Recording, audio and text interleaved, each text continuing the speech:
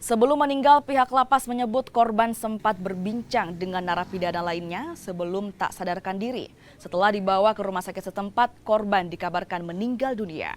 Kalapas Sorong memastikan korban meninggal tidak terkait dengan tindak kekerasan. Tak terima, keluarga korban akhirnya meminta dilakukan otopsi dengan biaya dibebankan ke pihak kejaksaan. Keluarga korban juga mengancam akan menggelar aksi jika permintaan keluarga tidak dikabulkan. Abraham Mate merupakan narapidana titipan kasus penyerangan pos Ramil Kisor Kabupaten Maibrat yang menyebabkan 4 anggota TNI meninggal dunia.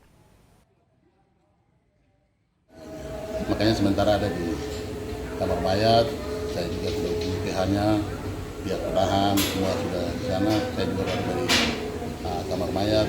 Kita pada prinsipnya kalau saya di sini kita transparan. Saya sampaikan pihaknya, keluarga, supaya tidak menimbulkan macam-macam penafsiran lain. Kami dikasih info bahwa almarhum sudah meninggal. Ini yang buat kami janggal sampai hari ini, karena penyebab kematian tidak jelas. Meninggal karena apa, atau disebabkan oleh apa itu tidak jelas bagi kami hingga saat ini.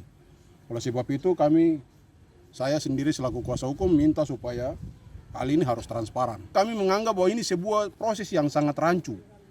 Tambah dengan terdakwa ini meninggal dalam keadaan yang kami anggap tidak wajar, sehingga patutlah harus dilakukan pemeriksaan lebih mendalam, yaitu otopsi.